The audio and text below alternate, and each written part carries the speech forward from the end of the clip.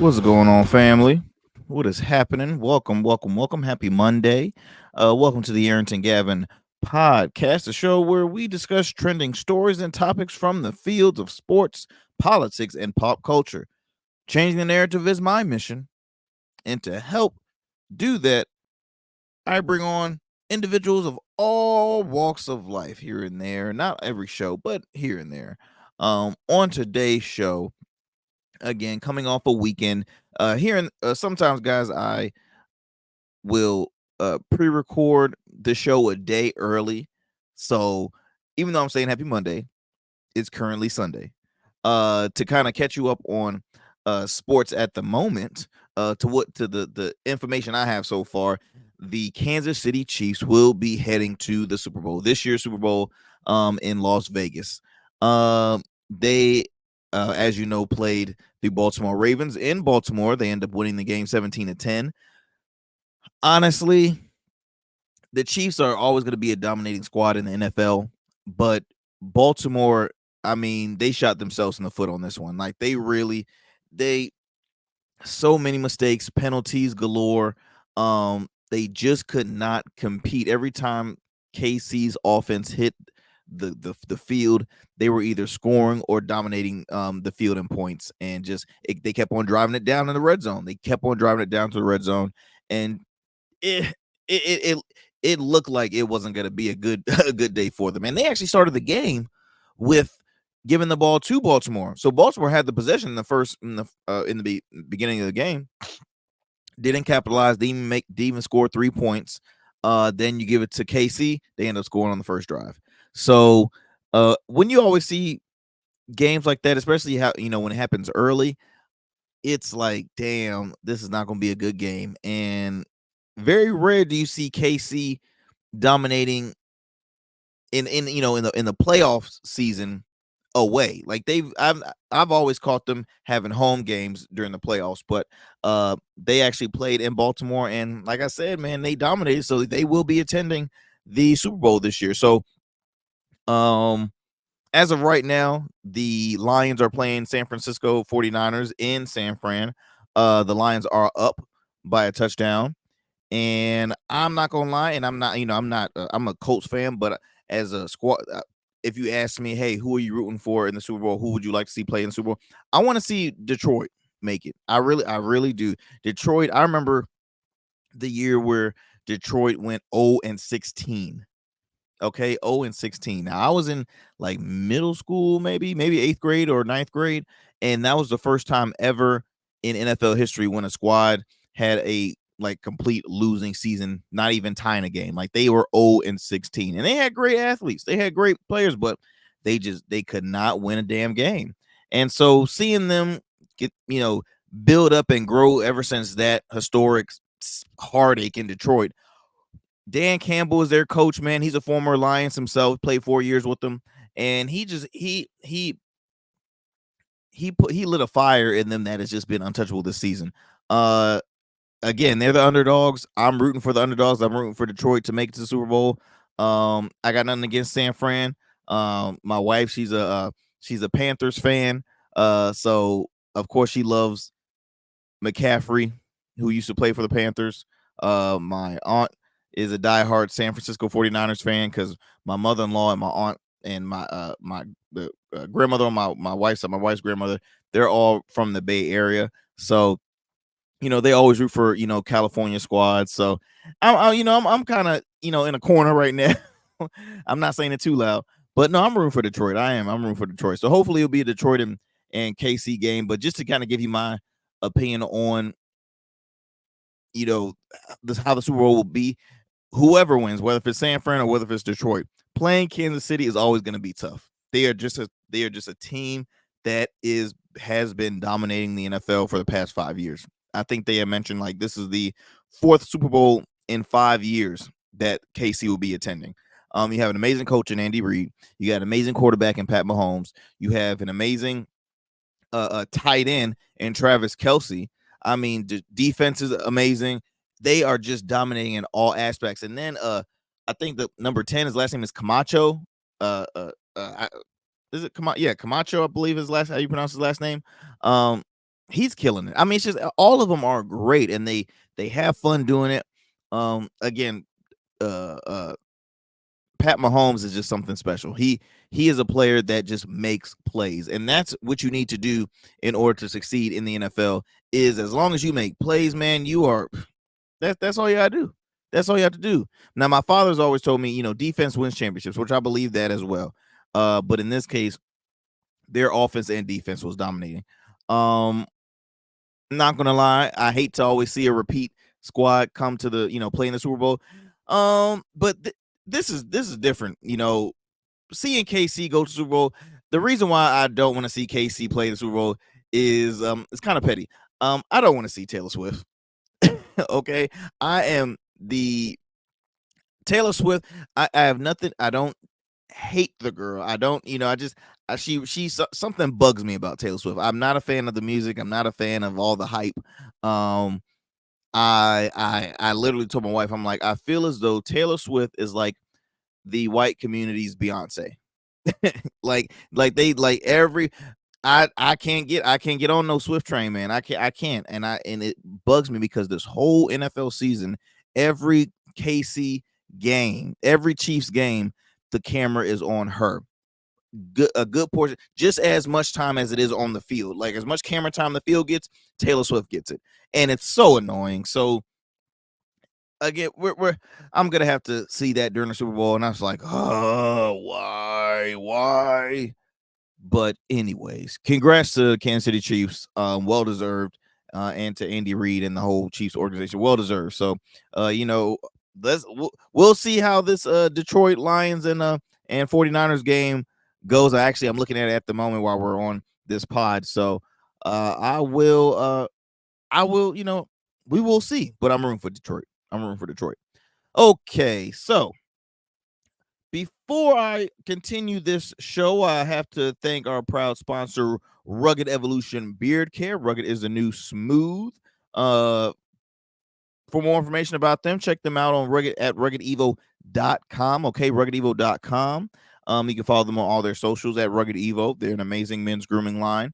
I am not just saying that because I own it, but I am saying it because I own it. But it really is. It's an amazing company. We've had a lot of praise for the past 6 years. We actually have some new products that we just launched last Friday. We have a face foaming cleanser. We have a moisturizing body lotion, a beard mist. We also have a line of candles out now. So we're continuing to grow the collection and the business. So be sure to check out ruggedevo.com, Rugged Evolution Beard Care. Also, I'd like to make a shout out to Ingenious Gin. Okay, Ingenious Gin. It's a veteran-owned, black-owned gin, a rose gold gin. Our friends Reggie and Lawrence, who we've had on and another podcast of mine, our Smooth Club podcast, a while back, has a great story. Actually, a great, pretty smooth gin. And I'm not even really a gin drinker like that, but I'm always supporting friends and again, minority-owned, veteran-owned businesses, and it's a great gin that I highly recommend to check out. You can go on their social medias. You can go on their website, ingeniousgin.com, or you can check them out wherever spirits are sold. Okay, so be sure to check them out. Any other? Let's see. Looking at my notes. Nope, that is all. Again, the Arrington Gavin podcast. I drop new episodes every Monday, Wednesday, and Fridays. 10 a.m. Eastern Standard Time via podcast or wherever you get your podcasts. Also, 1 p.m. Video versions of the podcast. You can go on YouTube at R Smooth Club Media, the letter R, and then Smooth Club Media on YouTube. Or you can go on Rumble. If you are a Rumble user, just type in the Arrington Gavin podcast. Find us on there. Also on Facebook at R Smooth Club Podcast and on X at R Smooth Club Media. So multiple ways you can tune into the podcast. That is all for that. Now I'm gonna go deep diving into the trending story. So I will share a little bit about my upbringing as a kid. As a kid, I was, and I still am, I'm a huge fan of professional wrestling, and not the professional wrestling that you see in the Olympics, but I'm talking about like the entertainment wrestling. Stone Cold, The Rock, Hulk Hogan, Brock Lesnar, Kurt Angle, just to name a few. I was probably a stronger wrestling fan as a kid because I had every freaking action figure, every video game was wrestling, every pay-per-view DVD I had was wrestling. I loved wrestling to the core. I really kind of came back to life in wrestling. Maybe the past 2 years, I don't watch it heavenly. Like I'm not an avid on the newer WWE, but I do watch some of their pay per views on Peacock. Um, and I'm good friends with the Jerry Stephanitis, who we've had on the pod before. Jerry is the director of operations for Virginia Championship Wrestling out here in the Hampton Roads area. Through him, I've met some great guys that are growing their careers in professional wrestling, and just I love wrestling. Even as a kid, I wanted to be a wrestler, but now I'm like, my body can't take that, and the muscle to height ratio compared to these real athletes, man, I would struggle. I might be a great ref at best, maybe, and they big. But I bring this up, guys, because Vince McMahon. Vince McMahon is was the chairman and of wrestling. If you are familiar with professional wrestling, then you will know exactly who Vince McMahon is. So Vince McMahon is junior. His father started a championship wrestling organization. I believe. Let me actually, so I won't. So don't quote me on here lying. Vince McMahon Sr. was the one that had really started the idea of professional wrestling, professional championship wrestling, and and he let's see.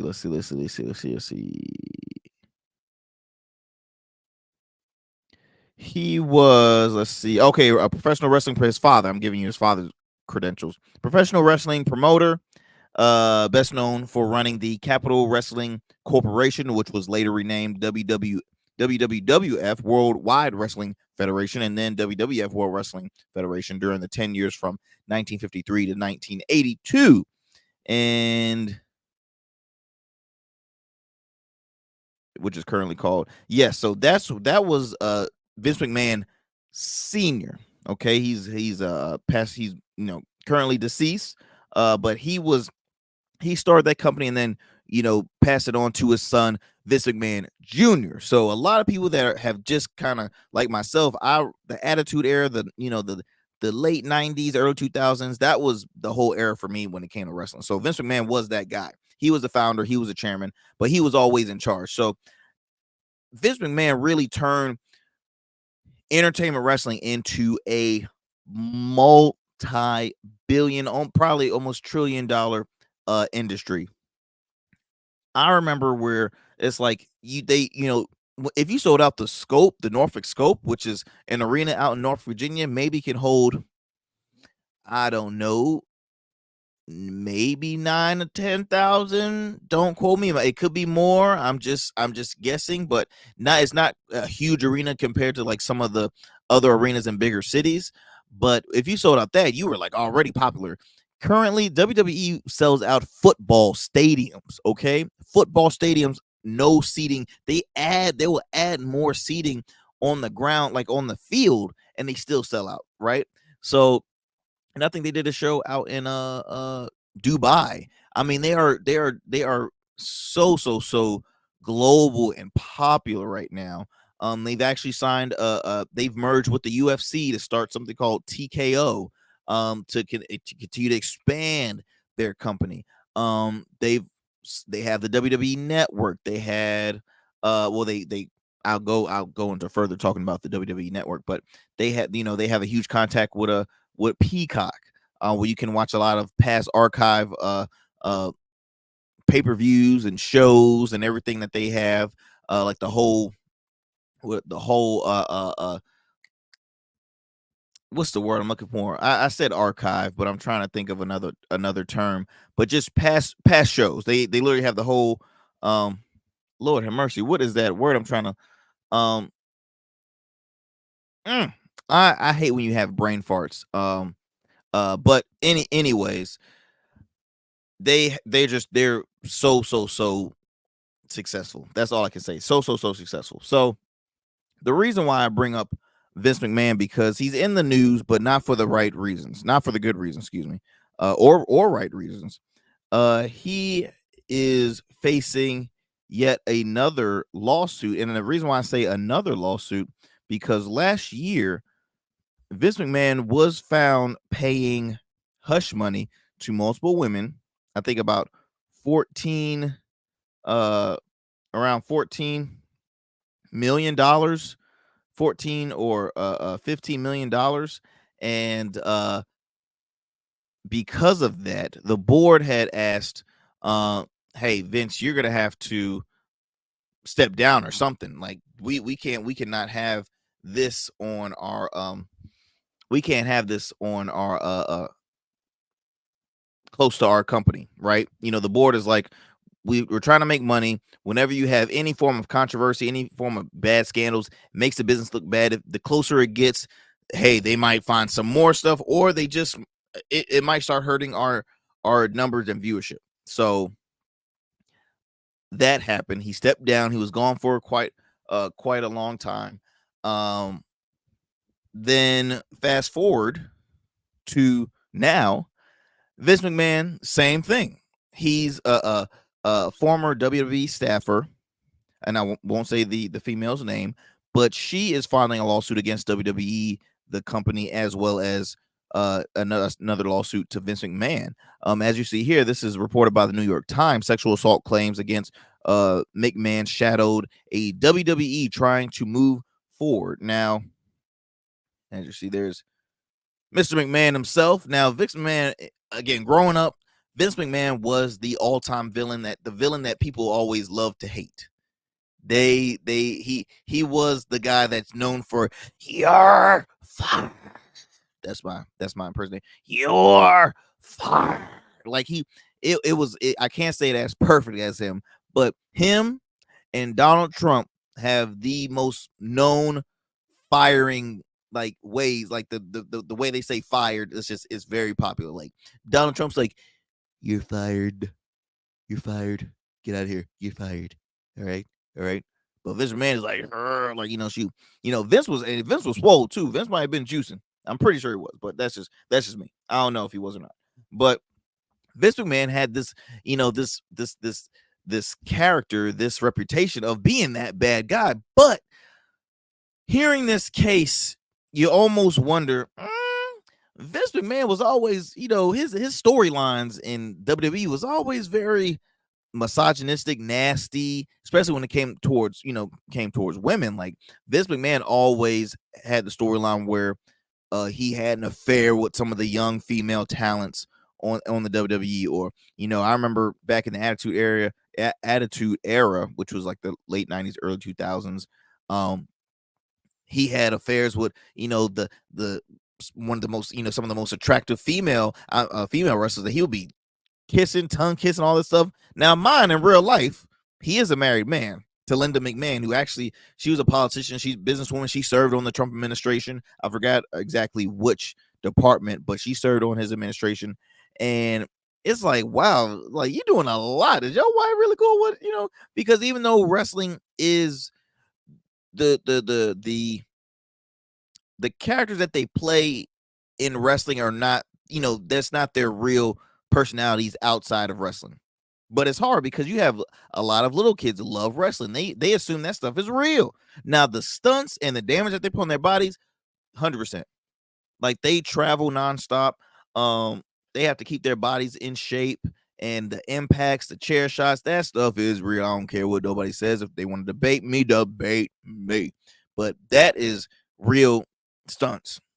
Now, again, do they really hate each other like they do in the during the shows? No, they're all friends that wanted to put on a good show. But this case that Vince McMahon is facing is quite horrific, and because again, allegedly, and there's some text messages that's being brought up. It's saying that the girl is suing him for rape and being sex trafficked. Now I've read about these. I read about this story a little more. I've actually seen it on different news outlets, and to what I'm aware of is the person that's suing, the former staffer. She before all this, she met Vince McMahon. He had owned a penthouse in the building that she lived in. This girl lost both her parents, was in a financial like hard, like she was really really desperate for money. She was in a hard position and she needed work. Vince McMahon comes, off to the rescue, offers her a job, but apparently the work that was required in this job was not the work that she assumed that she was going to be doing for the rest of her life.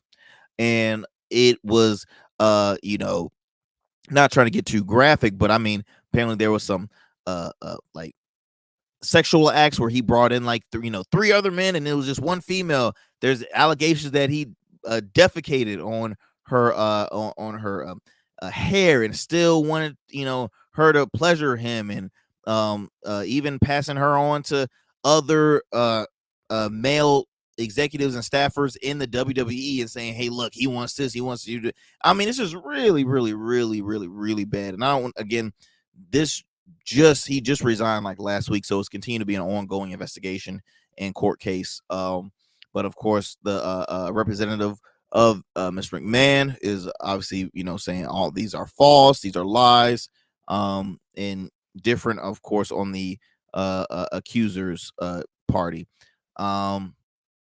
It's disgusting, man. It's disgusting. It's extremely sad, and again, it's the worst timing because actually, let me come out of this real quick.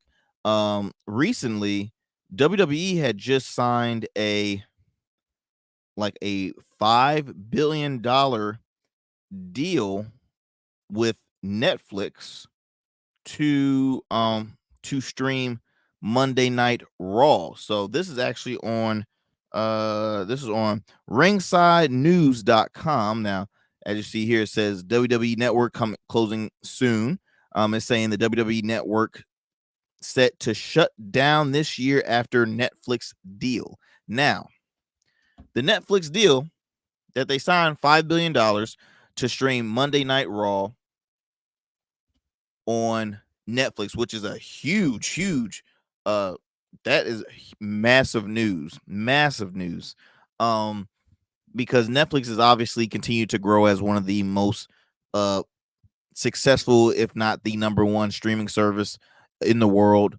Now, I mentioned earlier, WWE you can find on Peacock. Peacock is owned by NBC. That's NBC's streaming service or streaming platform. And Peacock has the catalog. That's what I was trying to figure out earlier, y'all. They have the whole catalog of WWE. I'm talking all the way till WWF. They have ECW. They have other wrestling platforms, all within Peacock. So I'm like, okay, so are they still gonna have it on Peacock? And now you have WWE on there. Is WWE still gonna be on cable? The fact of the matter is that they signed a deal with Raw.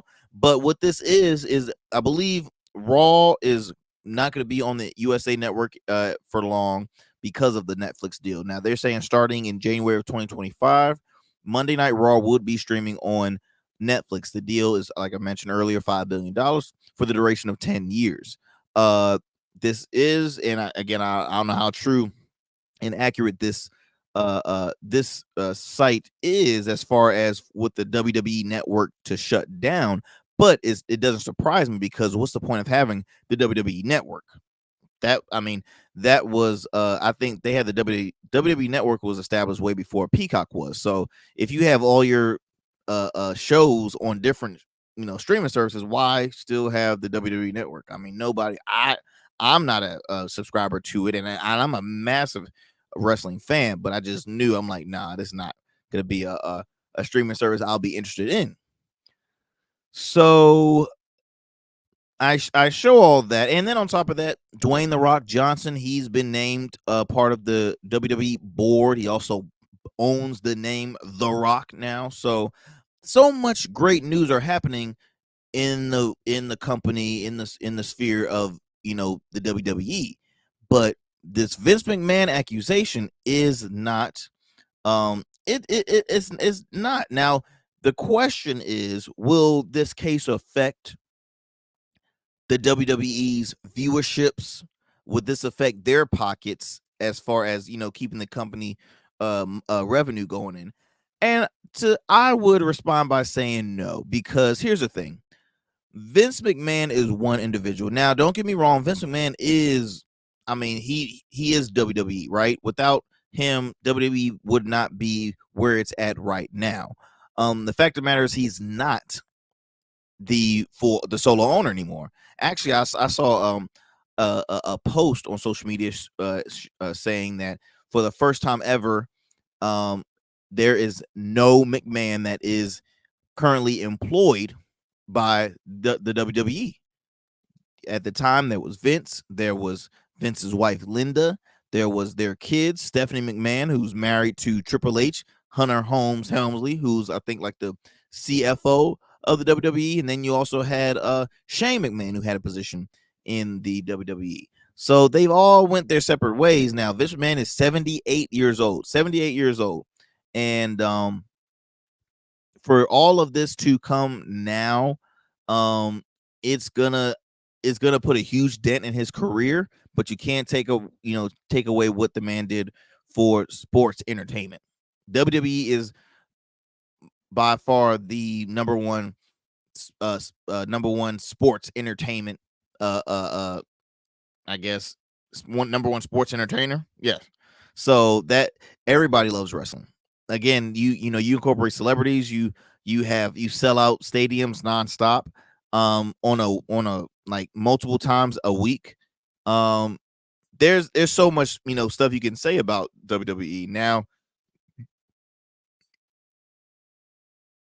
the question would be, is what other who are the other names that is will be mentioned in this case? That's going to be scary, because if there's somebody that is extremely popular, then again it just gets worse and worse and worse. Now, the sad thing is, there has been another former a staffer or employee of the WWE saying that, um uh well, I think she liked it. I think she liked what what the acts that she's suing him for. And once again, that's the whole issue that we have in this world when it comes to respecting females, and this being a male dominant world, right? Men will Men in the workforce compared to women in the workforce is totally different. So you have someone that is literally overpowering you, saying, look, do this or you're fired. If you are in a desperate, very, very desperate position, you don't know what was going on in that girl's. You don't know what kind of what was happening in her life. The fact that she had to continue to do this, and this happened 2019. This occurred in 2019 and lasted until 2020. Okay, so this wasn't like 20,000 years ago. Okay, this was pretty damn recent. The fact of the matter is, it's extremely sad. It's extremely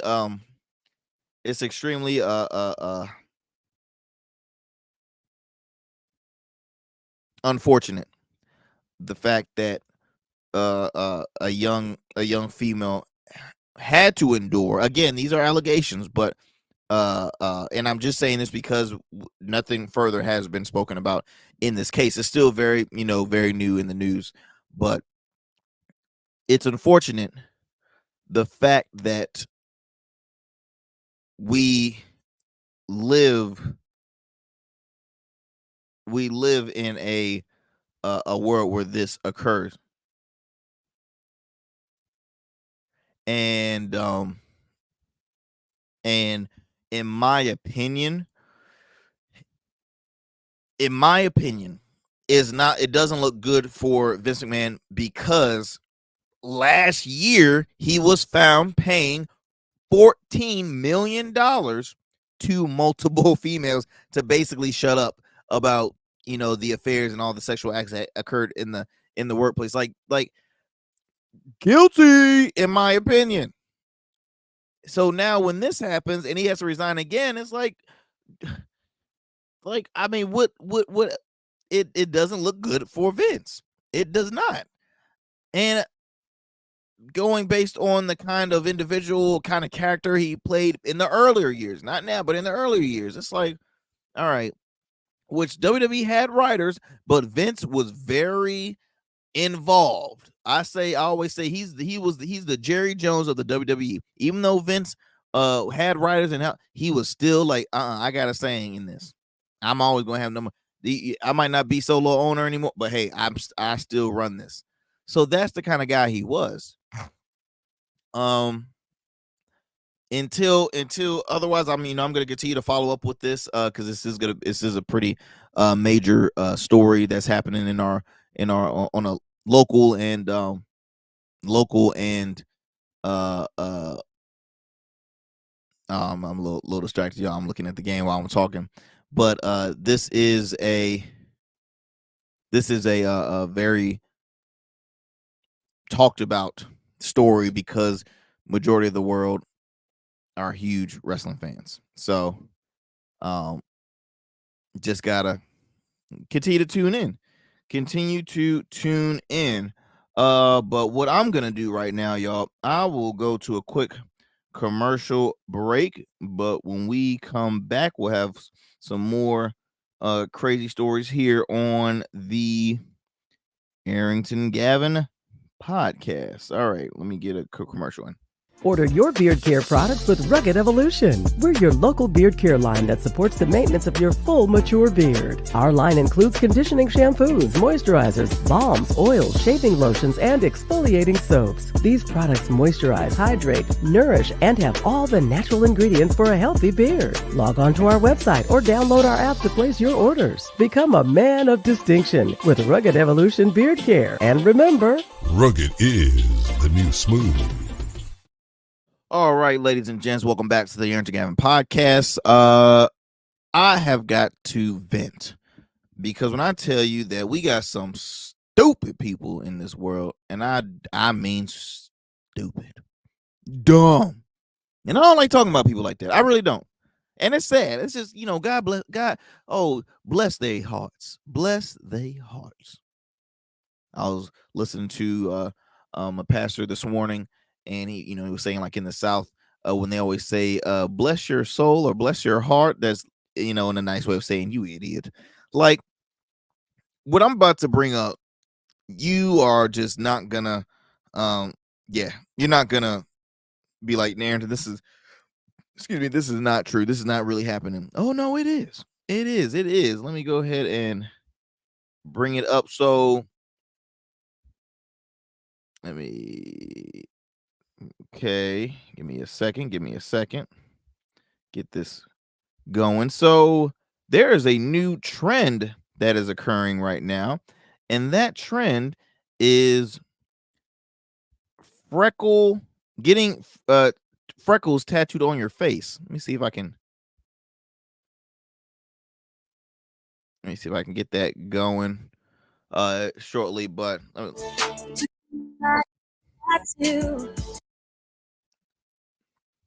so do you see that? It is a true trend. This is off of the Shade Room. I saw this on the Shade Room's Instagram page, and I'm like, no way in hell this is real. People are getting freckles tattooed on their faces. Freckles tattooed on. See, I thought the $3,000 Louis Vuitton lunch bag was crazy. I don't know.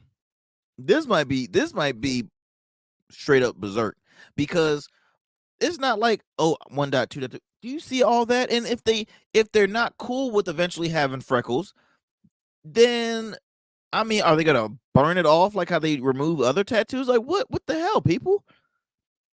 What the hell?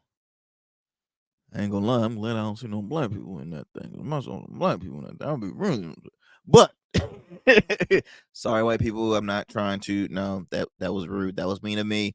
But whatever. Can't you just color in freckles, like little dots? Like, why do you have to get a tattoo? Like, people really want freckles.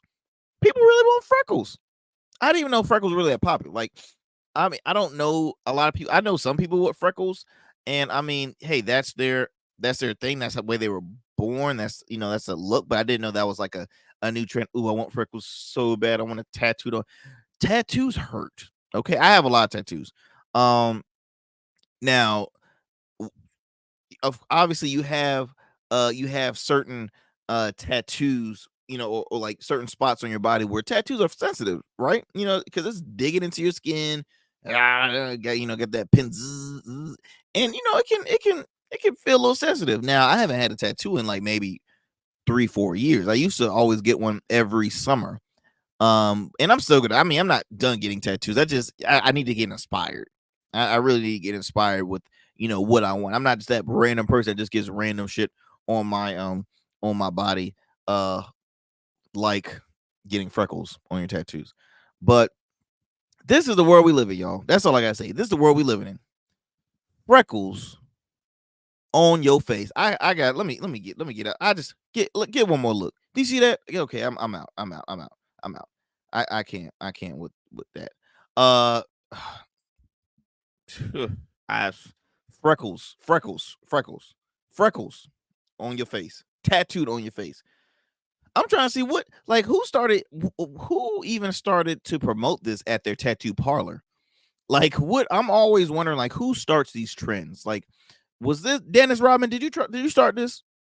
I'm sorry, Dennis. I had to pick on you. Just Dennis is Dennis. It wouldn't surprise me. I mean, you see people now getting these portraits on their face. I was looking at something the other day. Another couple. I don't even know why I'm bringing them up, but Krishan Rock. Her and her baby daddy Blueface. She got Blueface tatted on her face. I mean, it's sad, man. People need prayer out here. That's all I can say. People need prayer. They need prayer. They need a hug. They need help. They need a lot of stuff. Oh my gosh. Okay. Before I jet, because I'm gonna continue to watch the Lions and 49ers game. But before I go, one more story I want to bring up with you all. New York City. New York City. Let me go ahead and pull this article up real quick. Give me a second. I'm gonna get my notes all fixed up.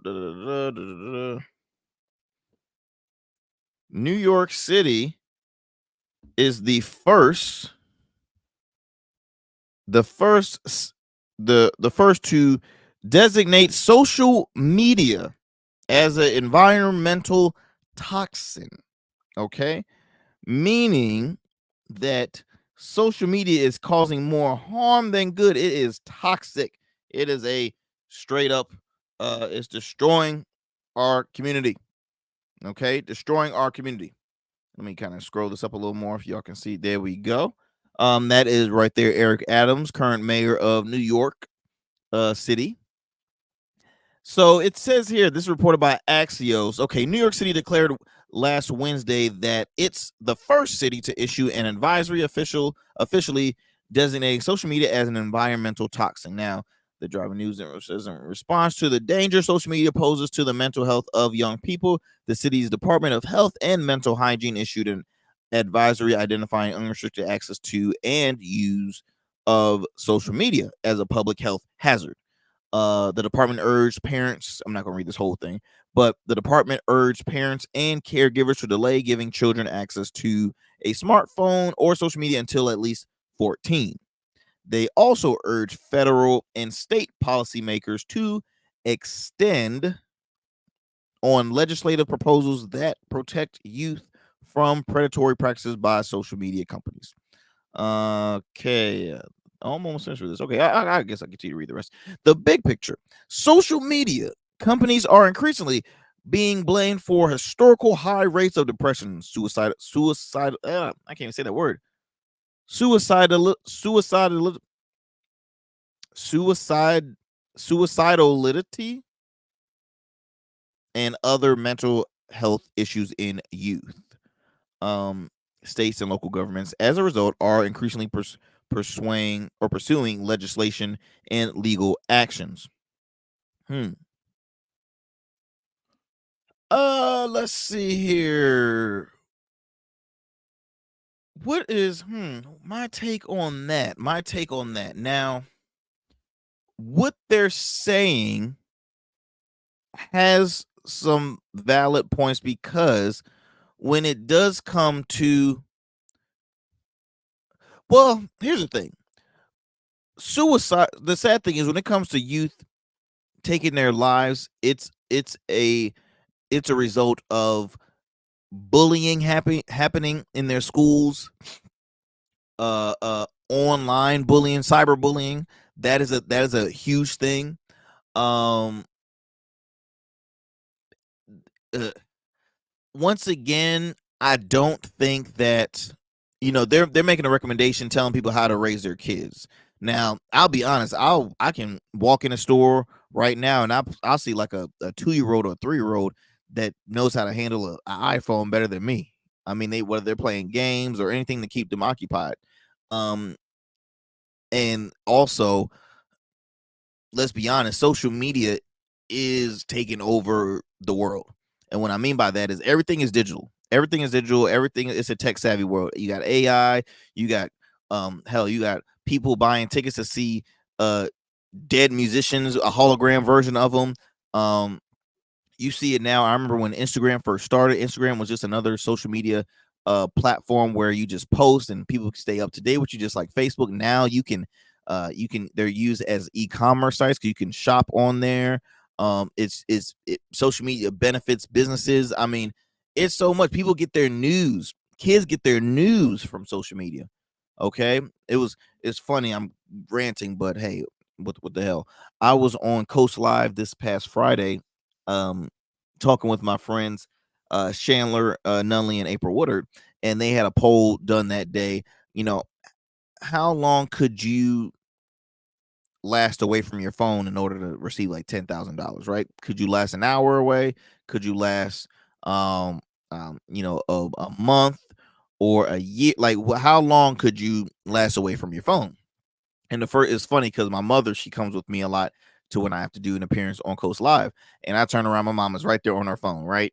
She, we're workhorses, right? Our phones, our email, everything is in our phones. I have 2 phones, okay? I use one for my work. I have my personal. Um,